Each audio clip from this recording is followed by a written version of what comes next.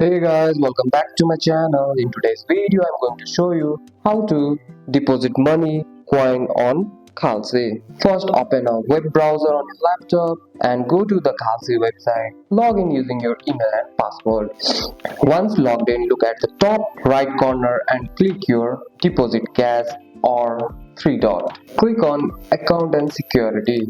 After that, click on transfers. Kalshi doesn't use crypto coins. Your balance is shown as a cash fund used by the contract. If this is your first deposit, Kalshi will ask you to link a bank.